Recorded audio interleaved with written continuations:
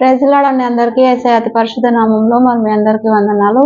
ఈరోజు దేవుని యొక్క వాక్యం మనం చదువుకుందాం. యెషయా గ్రంథం 60వ అధ్యాయం చివరి వచనం. వారిలో ఒంటరి అయిన వాడు 1000 మంది అగును, ఎన్నిక లేని వాడు బలమైన జనమగును. హల్లెలూయా.